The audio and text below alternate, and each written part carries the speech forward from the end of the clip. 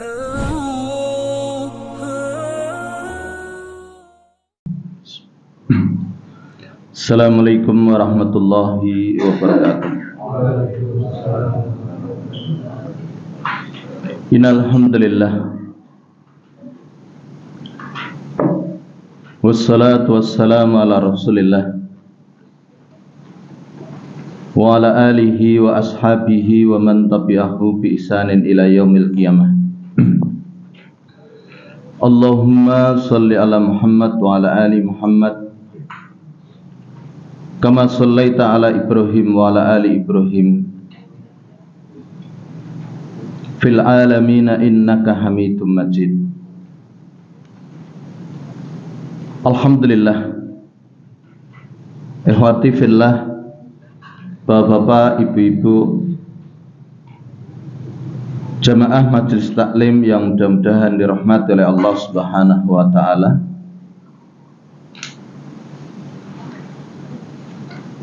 Pada kesempatan yang lalu pernah kita sampaikan di antara peristiwa yang terjadi di mahsyar, yaitu tentang haudun Nabi ataupun telaga Nabi. Setelah kita menyebutkan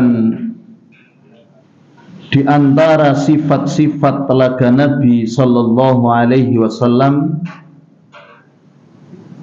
maka muncul pertanyaan, siapakah yang akan singgah di telaga tersebut? Maka tentu jawabannya adalah umat Rasulullah sallallahu alaihi wasallam. Adapun mereka orang-orang kafir dan orang-orang yang murtad tidak akan menghampiri telaga tersebut. Begitu pula mereka para pelaku bid'ah tidak akan bisa minum dari telaga Nabi sallallahu alaihi wasallam.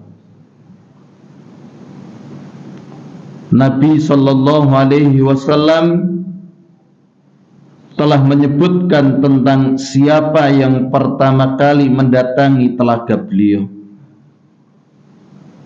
Dari Ibnu Umar radhiyallahu an, bahwasanya Nabi sallallahu alaihi wasallam bersabda, awwalun nasi urudan alaihi fuqara'ul muhajirin asu'su ru'usan ad-dunsu siyaban alladzina la yankihunal mutana'imati wala tuftahu lahumu abwabus sudad. Orang yang pertama kali akan mengunjungi telagaku, kata Rasulullah, adalah orang-orang fakir dari sahabat muhajirin, yang rambut kepalanya acak-acakan, pakaiannya kumal, dan mereka yang tidak menikahi wanita-wanita yang hidup dalam kemewahan, dan orang yang tidak dibukakan pintu apabila bertamu atau mengetuk pintu rumah orang. Ini hadis riwayat Tirmidzi dan dinyatakan sahih oleh Imam Al-Albani di dalam dalam Shahihul Jami'us Shaghir. Ikhwati fillah, bapak-bapak, ibu-ibu yang mudah-mudahan dirahmati oleh Allah Subhanahu wa taala. Di dalam hadis ini Nabi sallallahu alaihi wasallam beliau menyebutkan ciri-ciri mereka.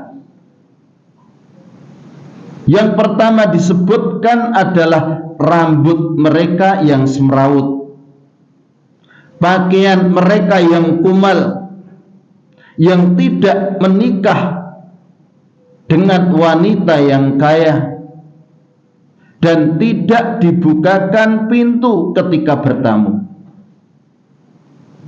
yang semua ciri-ciri mereka itu karena mereka sangat miskin, ya. Sampai-sampai para ulama membahas bagaimana seseorang yang sholat dengan satu bilah kain, karena ada di antara para sahabat yang keluarganya sholat dengan satu kain yang sama dan mereka harus bergantian saking miskinnya. Sebagaimana kita ketahui bahwa orang-orang miskin lebih dahulu mendapatkan kenikmatan di akhirat, yaitu berupa masuk surga lebih dahulu daripada orang-orang kaya. Sehingga Nabi sallallahu alaihi wasallam bersabda, fuqara'ul muhajirina yadkhulunal jannata qabla aghniyaihim bi 500 sanah. Orang-orang fakir dari kalangan muhajirin itu 500 tahun lebih dahulu masuk ke dalam surga sebelum orang-orang kaya mereka. Ini hadis riwayat Tirmidzi dan hadis ini sahih. Sehingga Ibnu Taimiyah rahimahullah, beliau mengatakan bahwa penyebab orang-orang miskin mereka lebih dahulu masuk surga karena hisab yang dilalui bagi mereka orang-orang kaya itu sangatlah panjang, berbeda dengan orang-orang miskin. Dan orang-orang miskin juga didahulukan karena merekalah yang lebih utama merasakan kenikmatan. Karena di dunia dahulu mereka tidak merasakan kenikmatan. Adapun orang-orang kaya, mereka telah merasakan berbagai macam kenikmatan. Bahkan ada yang mengatakan bahwa ada orang yang dia lahir sampai mati itu statusnya sebagai orang kaya.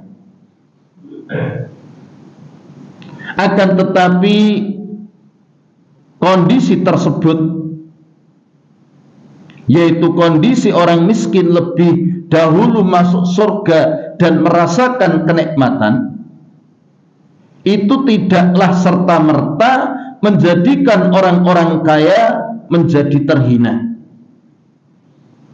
Karena dalam Islam banyak ayat yang memerintahkan untuk bersedekah, berinfak, bahkan berjihad dengan harta, yang itu hanya bisa dilakukan oleh mereka orang-orang yang kaya. Bahkan Allah Subhanahu wa ta'ala lebih mendahulukan berjihad dengan harta daripada jiwa.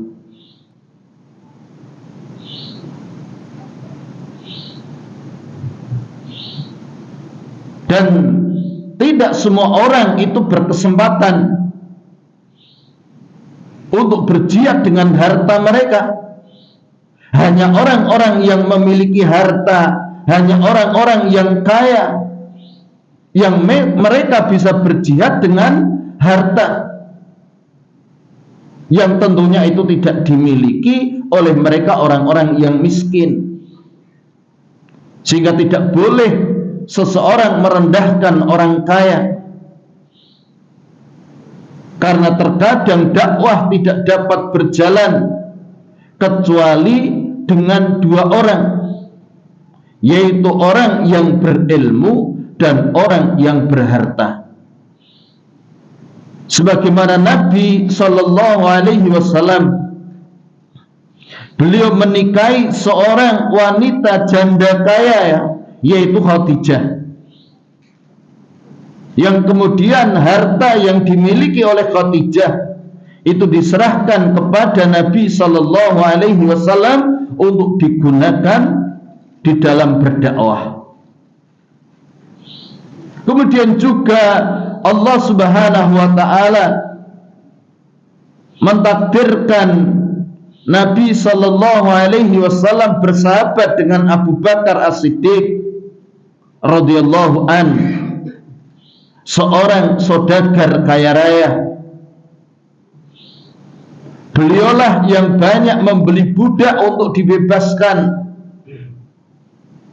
seperti Bilal radhiyallahu an yang sering disiksa, yang pada waktu itu Nabi Sallallahu Alaihi Wasallam tidak mampu untuk membebaskannya. Sehingga tidak boleh kita menghina orang kaya, melainkan bagaimana kita memberikan semangat kepada mereka agar mereka bisa istiqomah di dalam berjihad di jalan Allah dengan harta mereka. Sehingga bagaimana Nabi Sallallahu Alaihi Wasallam bersabda, la hasada illa fi isnataini, tidak boleh dengki, tidak boleh hasad kecuali terhadap dua jenis orang. Rajulun atahullahu malan fasulita ala halakatihi fil haqqi. Yang pertama yaitu kepada seorang yang Allah berikan kepadanya harta, lalu dia pergunakan harta tersebut di jalan kebenaran.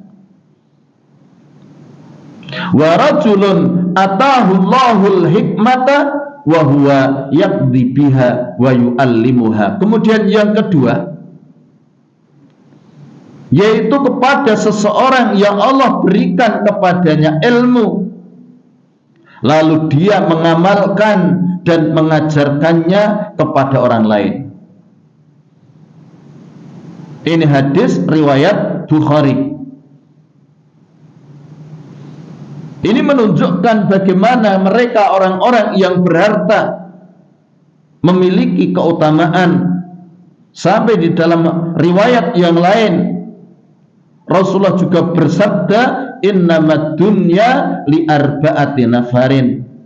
Sesungguhnya dunia itu untuk 4 golongan orang. Abdin razaqahullahu malan wa ilman fahuwa yattaqi fihi rabbah wa yasilu fihi rahimah wa ya'lamu lillahi fihi haqqan fahadha bi afdalil manazil, kata Rasulullah. Jadi sesungguhnya dunia itu untuk 4 golongan orang. Yang pertama yaitu seorang hamba yang dikaruniai Allah harta dan ilmu. Harta diberi, ilmu diberi. Yang dengan harta dan ilmunya tersebut, bagaimana dia bertakwa kepada Rabbnya, wa yasilu fihi rahimah, dan dengan harta dan ilmunya tersebut dia sambung silaturahmi, wa ya'lamu lillahi fihi haqqan, kemudian dia juga mengetahui hak-haknya Allah pada harta dan ilmu tersebut. Maka kata Rasulullah, fahadha bi afdalil manazil. Dan orang seperti ini adalah orang yang paling utama. Harta punya, ilmu punya. Tapi bagaimana harta dan ilmunya dia gunakan dengan baik. Ini hadis riwayat Tirmidzi. Jadi keutamaan mereka orang-orang yang berharta. Dan juga Rasulullah bersabda, ni'man bil mali salih lirrajuli salih. Sebaik-baik harta adalah harta yang baik yang dimiliki oleh hamba yang soleh. Jadi sebaik-baik harta. Jadi nikman bil mali saleh lirrajilis saleh. Jadi sebaik-baik harta adalah harta yang baik yang dimiliki oleh seorang hamba yang soleh. Ini hadis riwayat Ahmad dan sanadnya sahih dengan syarat Imam Muslim. Sehingga bagaimana Islam memerlukan orang-orang yang berilmu dan orang-orang yang memiliki harta agar bisa menggerakkan dakwah ini. Dan ini membuktikan bahwa orang kaya terlambat masuk surga itu bukan karena derajat mereka rendah,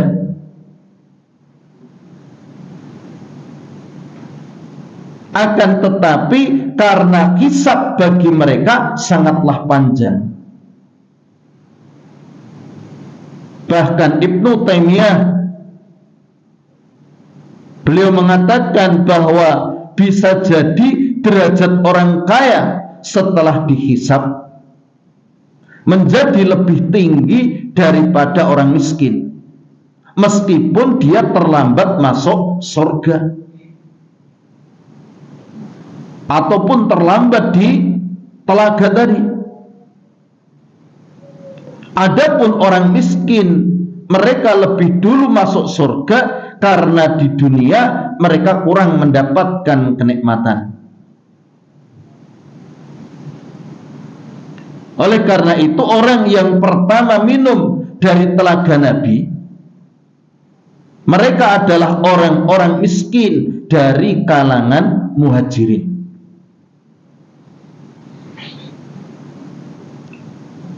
Ini tentang orang-orang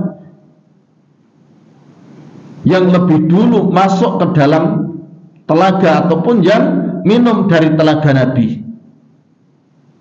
Kemudian siapa mereka orang-orang yang terhalang dan terusir dari telaga Nabi? Maka ada beberapa hadis yang menyebutkan tentang orang-orang yang terusir dari telaga Nabi Sallallahu Alaihi Wasallam. Di antaranya seperti hadis dari Abu Hurairah radhiyallahu an, bahwasanya Nabi bersabda, taridu alayya ummatil hauda wa ana adudun nasa anhu kama yadudur rajulu ibilar rajuli an ibilihi. Qalu ya Nabiyallah atakrifuna?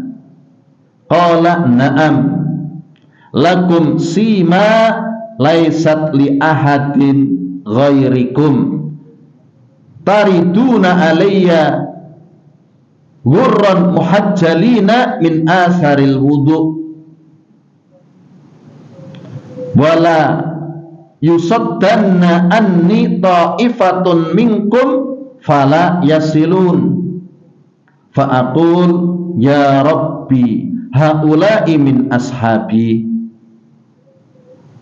fayujibuni malakun fayaqul wa hal tadri ma ahdasu ba'dak. Rasulullah sallallahu alaihi wasallam beliau bersabda, umatku menemuiku di telaga dan aku menghalau mereka darinya sebagaimana seseorang menghalau onta orang lain dari ontanya. Mereka bertanya, wahai Nabi Allah, apakah engkau mengenal kami? Maka beliau menjawab, ya, kalian memiliki tanda yang tidak dimiliki oleh umat yang lain. Kalian menemuiku dalam keadaan putih bersinar karena bekas air wudhu. dan sungguh sekelompok dari kalian akan dihalau dariku, sehingga kalian tidak sampai kepadaku.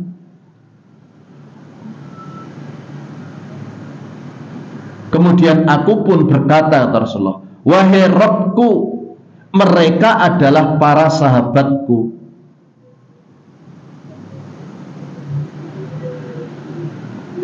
Maka Allah pun menjawab, apakah kamu tahu apa yang terjadi setelah kepergianmu? Maksudnya setelah wafatnya Rasulullah Sallallahu Alaihi Wasallam. Ini hadis riwayat Muslim. Di dalam riwayat Ibnu Mas'ud radhiyallahu an, beliau meriwayatkan bahwasanya Nabi Sallallahu Alaihi Wasallam bersabda, ana faratukum alal haudi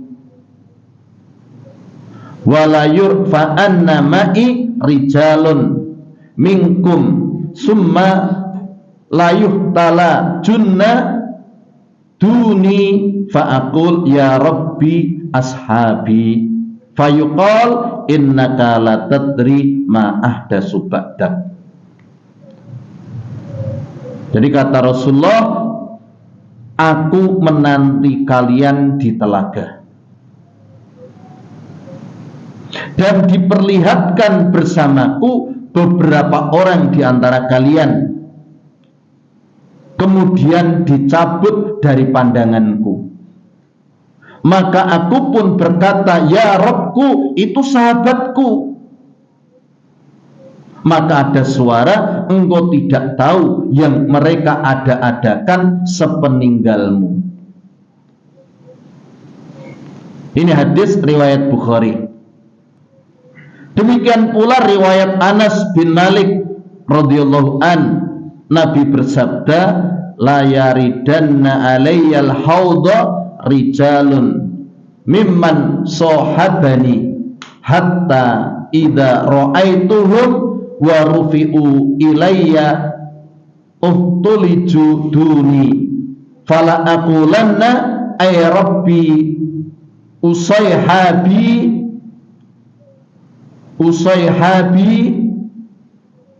fala yuqalanna li innaka la tadri ma ahdasu ba'dak. Beberapa orang dari para sahabatku dahulu akan datang ke telagaku. Jadi beberapa orang dari para sahabatku dahulu akan datang ke telagaku, sehingga ketika aku melihat mereka dan mereka memang diperlihatkan kepadaku, mereka dicabut atau dihalangi dariku, maka aku pun berkata, ya Rabbku, mereka adalah para sahabatku, mereka adalah para sahabatku. Kemudian akan dikatakan kepadaku, sesungguhnya kamu tidak tahu apa yang mereka perbuat sepeninggalmu. Ini hadis riwayat Muslim. Kemudian di dalam riwayat yang lain juga Rasulullah bersabda, yaridu alayya yaumal qiyamati rahtun min ashabi fayuhallauna anil haudi fa'aqul ya rabbi ashabi fayaqul innaka la ilma laka bima ahdasu ba'dak innahum murtaddu ala adbarihimul qahqara. Jadi pada hari kiamat beberapa orang sahabatku mendatangiku, kemudian mereka disingkirkan dari telaga. Maka aku berkata, ya Rabbku, mereka sahabatku. Maka Allah pun menjawab, kamu tidak mempunyai pengetahuan tentang yang mereka kerjakan sepeninggalmu. Mereka berbalik ke belakang. Ini hadis riwayat Bukhari. Kemudian juga riwayat yang lain, bayana ana qaimun idza zumratun hatta idza araftuhum kharaja rajulun min baini wa bainihim faqala halumma faqultu aina qala ilan nari wallahi qultu wa ma sya'nuhum qala innahum murtaddu ba'daka ala adbarihim al-qahqara. Ketika aku sedang berdiri di telaga, tiba-tiba ada sekelompok orang. Hingga ketika aku telah mengenal mereka, ada seseorang muncul di antara aku dan mereka dan mengatakan, ayo kemari. Saya bertanya, kemana? Dia pun menjawab, ke neraka. Demi Allah. Saya bertanya, ada apa dengan mereka? Dia menjawab, sesungguhnya mereka berbalik ke belakang mereka, ya, sepeninggal kamu. Ini hadis riwayat Bukhari. Kemudian juga sebuah riwayat, inna haudi la ab'adu min aylata min adanin walladhi nafsi biyadihi inni la adudu anhur rijala kama yadudur rajulul ibilal gharibata an haudihi. Qalu ya Rasulullah wa ta'rifuna? Qala na'am tariduna alayya ghurran muhajjalina min asaril wudu laisat li ahadin ghairikum. Sesungguhnya telagaku sejauh jarak antara Ailah dengan Adan. Ini sudah kita sampaikan pada sebelumnya, ya, tentang bagaimana telaga Rasulullah Sallallahu Alaihi Wasallam dengan sifat-sifatnya. Demi zat yang jiwaku berada di tangannya, sesungguhnya aku menghalau beberapa orang darinya sebagaimana seseorang menghalau onta lain dari telaganya. Mereka bertanya, wahai Rasulullah, apakah engkau mengenali kami? Beliau menjawab, ya, kalian menemuiku dalam keadaan putih bersinar disebabkan bekas air wudhu yang tidak dimiliki oleh umat lain selain kalian. Ini hadis riwayat Muslim. Bapak-bapak, ibu-ibu yang mudah-mudahan dirahmati oleh Allah Subhanahu wa taala, itu tadi beberapa hadis yang menyebutkan tentang orang-orang yang dihalangi dari telaga Nabi. Jadi bagaimana Nabi Sallallahu Alaihi Wasallam yang sebelumnya mendahului umatnya di telaganya untuk menjaga agar telaga tersebut tidak didatangi oleh orang-orang yang mereka memang tidak diperbolehkan minum dari telaga tersebut. Jadi ada di antara mereka nanti orang-orang yang terusir. Maka orang-orang yang mereka tidak bisa minum dari telaga Nabi, berdasarkan dalil-dalil yang ada, maka secara umum kita bisa membaginya dalam 3 kelompok. Yang pertama yaitu orang-orang kafir, yaitu mereka orang-orang munafik maupun orang-orang yang murtad. Jadi orang-orang kafir dari munafik dan orang-orang yang murtad. Mereka adalah golongan orang yang tidak dapat minum di telaga Nabi. Karena Nabi telah bersabda, inni faratukum alal haud man marra alayya syariba wa man syariba lam yatma abadan. Sesungguhnya aku menunggu kalian di telagaku. Siapa yang menuju telagaku akan minum, dan siapa yang meminumnya tidak akan haus selama-lamanya.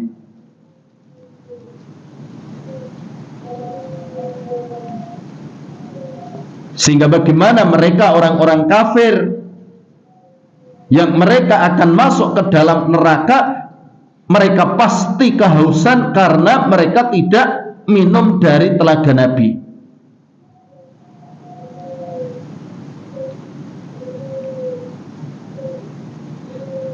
Dan orang-orang kafir yang mereka terusir dari telaga Nabi bisa jadi adalah orang-orang munafik yang hidup di zaman Nabi.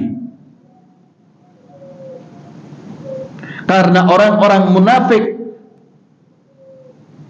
yang mereka hidup di zaman Nabi, dan bagaimana Nabi paham, Nabi tahu gitu ya, sebagian dari mereka, dan sebagiannya Nabi tidak mengetahuinya, sehingga Nabi menyangka mereka itu adalah sahabatnya gitu loh. Sehingga tadi ketika mereka terusir, Rasulullah berkata, wahai Tuhanku, itu sahabatku, itu sahabatku. Jadi mereka dari orang-orang munafik, ada yang Nabi ketahui dan ada yang tidak diketahui oleh Nabi Shallallahu Alaihi Wasallam, sehingga Nabi menyangka itu adalah sahabatnya. Orang munafik yang Rasulullah tahu diantaranya adalah Abdullah bin Ubay bin Salul. Tetapi ada pula yang Nabi tidak mengetahuinya, sehingga Allah Subhanahu wa taala berfirman, wa min ahlil madinati maradu 'alan nifaqi la ta'lamuhum nahnu na'lamuhum sanu'adzibuhum marrataini summa turadduna ila adzabin adim. Jadi di dalam surat At-Taubah ayat 101. Dan di antara penduduk Madinah ada juga orang-orang munafik yang mereka keterlaluan dalam kemunafikannya. Engkau Muhammad maksudnya tidak mengetahui mereka, tapi kami mengetahuinya, kata Allah. Nanti mereka akan kami siksa 2 kali. Kemudian mereka akan dikembalikan kepada adab yang besar. Jadi bisa jadi mereka yang terusir itu adalah orang-orang yang murtad setelah wafatnya Rasulullah. Jadi bisa jadi juga yang terusir dari telaga Nabi itu adalah orang-orang yang mereka murtad setelah wafatnya Rasulullah. Karena kita tahu bahwa banyak orang yang murtad setelah wafatnya Nabi.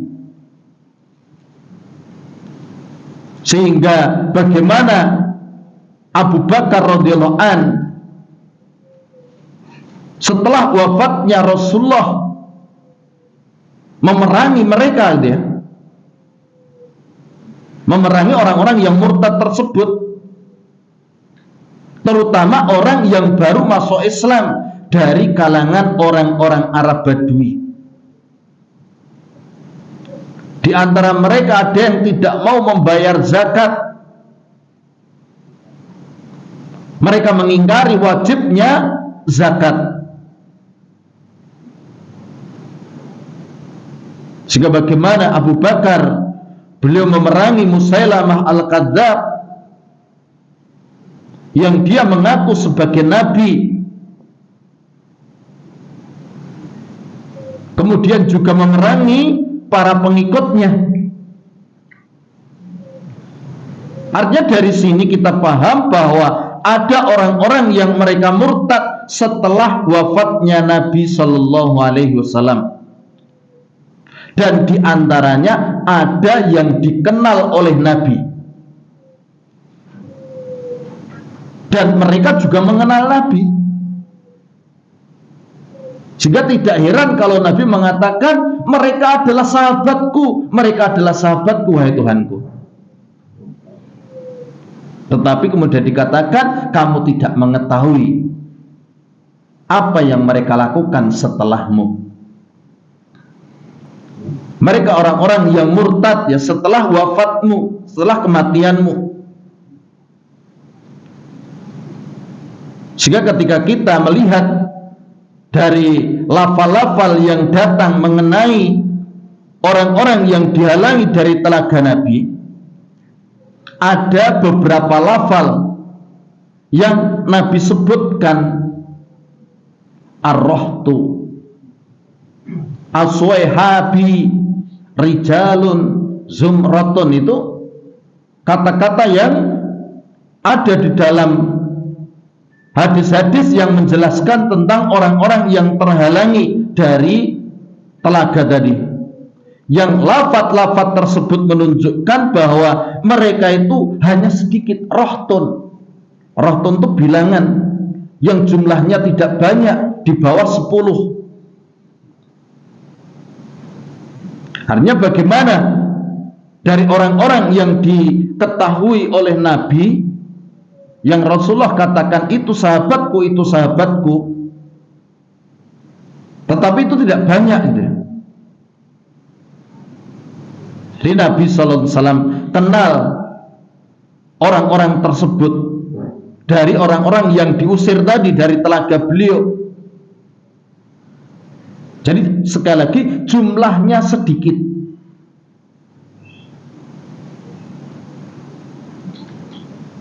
Ini kita sampaikan karena orang-orang Syiah menjadikan hadis di atas itu sebagai dalil untuk mengkafirkan para sahabat seluruhnya, kecuali beberapa orang saja yang tidak mereka kafirkan.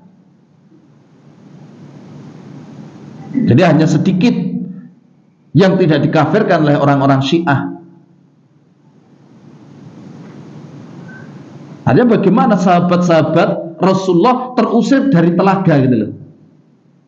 Padahal sekali lagi dari lafaz-lafaz hadis tadi yang terusir dari sahabat Rasulullah, yang Rasulullah katakan itu sahabatku, itu jumlahnya tidak banyak.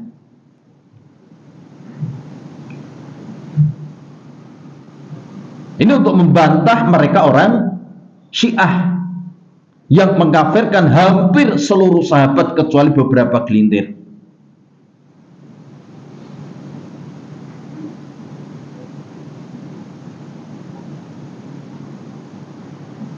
Dan membantah mereka orang-orang Syiah yang mereka mengkafirkan kebanyakan para sahabat, bahkan sahabat yang paling mulia yaitu Abu Bakar As-Siddiq, kemudian Umar ibn al-Khattab, Ummul Mukminin, dan seterusnya. Bahkan mereka memiliki doa laknat kepada, mereka katakan, sonamai Quraisy, dua berhala Quraisy. Dan yang dimaksud dua berhala Quraisy itu adalah Abu Bakar dan Umar.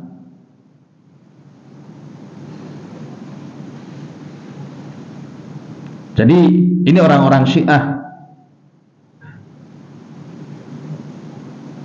Dan hadis-hadis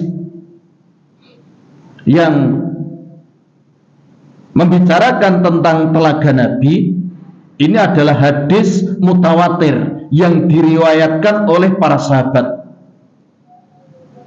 Kalau mereka mengkafirkan para sahabat, mengapa mereka mengambil hadis ini dari orang-orang yang mereka kafirkan? Jadi ini sebenarnya logika mereka itu bertentangan. Satu sisi mereka memakai hadis tentang sahabat-sahabat Nabi yang terusir dari telaga Nabi. Orang-orang Syiah menjadikan ini dalil bahwa mereka para sahabat berarti banyak yang artinya terusir dari telaga Nabi gitu. Padahal tadi kita sudah katakan yang terusir itu jumlahnya sedikit.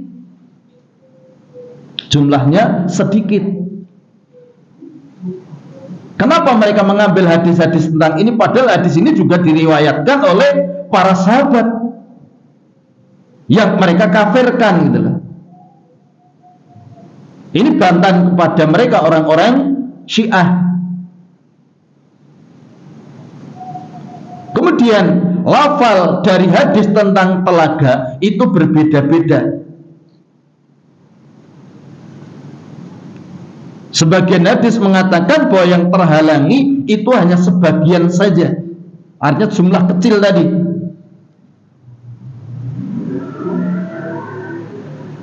Dan memang benar ada sebagian sahabat dari orang-orang Badui yang mereka murtad sepeninggal Nabi Shallallahu Alaihi Wasallam, yang itu terjadi di zaman Abu Bakar, yang mereka pernah bertemu dengan Nabi sehingga Nabi menyangka itu sahabatnya gitu loh, karena dia bertemu dengan Nabi, tetapi mereka bukan dari kalangan Muhajirin ataupun dari kalangan Ansor. Sedangkan mereka orang-orang Syiah, mereka ingin membawa hadis ini seolah-olah yang dimaksud mereka orang-orang yang terusir itu adalah kaum Muhajirin dan Ansor. Jadi ini orang-orang Syiah. Jadi yang pertama tentang golongan orang-orang yang mereka terusir dari telaga Nabi, itu adalah orang-orang kafir dari kalangan munafikin dan dari orang-orang murtadin. Kemudian yang kedua yaitu dari kalangan ahli bid'ah. Jadi mereka yang terusir dari telaga Nabi itu adalah ahli bid'ah, yang mereka tidak akan bisa minum dari telaga Nabi. Hal itu karena merekalah yang telah melakukan perubahan di dalam agama. Mereka orang-orang yang mengganti-ganti ajaran Nabi Shallallahu Alaihi Wasallam. Itu ahli bid'ah. Dan ahli bid'ah di sini terbagi menjadi dua, yaitu pelaku bid'ah amal dan pelaku bid'ah akidah. Dan para ulama menjelaskan bahwa yang paling terancam tidak bisa minum dari telaga Nabi, mereka adalah para pelaku bid'ah akidah. Para pelaku bid'ah akidah. Contohnya seperti Khawarij, Mu'tazilah. Mereka adalah pelaku-pelaku bid'ah akidah. Para pelaku bid'ah besar di dalam perkara akidah. Sehingga bagaimana Imam Al-Qurtubi di kitabnya At-Tadhkirah menyebutkan bahwa pelaku bid'ah akidah lebih terancam daripada hanya sekedar pelaku bid'ah amaliyah. Beliau Imam Al-Qurtubi mengatakan, summal bu'du qad yakunu fi hali wa yuqarrabuna ba'dal maghfirati in kana tabdilu fil a'mal walam yakun fil aqaid. Kemudian bisa jadi sekelompok orang yang dijauhkan dari telaga bisa dalam satu kondisi lalu didekatkan ke telaga setelah Allah berikan ampunan, jika ternyata perubahan tersebut hanya dalam masalah amal atau bid'ah amaliyah dan bukan dalam bid'ah akidah. Ini perkataan Imam Al-Qurtubi. Artinya bagaimana? Pelaku bid'ah akidah itu lebih berbahaya. Mereka yang terancam terusir dari telaga Nabi Sallallahu Alaihi Wasallam. Dan kita juga mengetahui bahwa bid'ah memang suatu dosa yang lebih disukai oleh iblis daripada dosa-dosa besar. Kenapa? Karena pelaku bid'ah susah taubat. Beda dengan pelaku dosa besar. Pelaku dosa besar ketika dia melakukan dosanya, di dalam hatinya ada satu perasaan yang dia pun tahu bahwa yang dilakukan itu jelek, sehingga pelaku dosa besar kemungkinan tobat itu besar, karena dia melakukan itu mungkin dengan hati yang teriris-iris. Para pelaku dosa besar berbeda dengan pelaku bid'ah. Para pelaku bid'ah melakukan kebid'ahannya itu justru berkeyakinan bahwa yang dilakukan itu berpahala. Itu satu bentuk ketaatan kepada Allah Subhanahu wa ta'ala. Sehingga orang seperti ini susah tobat. Syaratnya tobat itu ketika dia mengakui bahwa yang dilakukan salah. Lah bagaimana pelaku bid'ah? Justru dia merasa yang dilakukan itu benar, sehingga dia dengan sukarela, dengan ikhlasnya mengeluarkan hartanya, bahkan nyawanya itu untuk membela kebid'ahannya. Karena dia berkeyakinan bahwa yang dilakukan ini suatu bentuk peribadatan kepada Allah. Kan bid'ah seperti itu. Sehingga kalau Imam Asy-Syatibi ketika menjelaskan tentang bid'ah, pengertian bid'ah itu thariqatun fid dini muhtara'ah tudahi syariah. Jadi satu jalan di dalam agama yang baru, yang itu menyerupai syariat, sehingga pelakunya nanti menganggap itu satu syariat.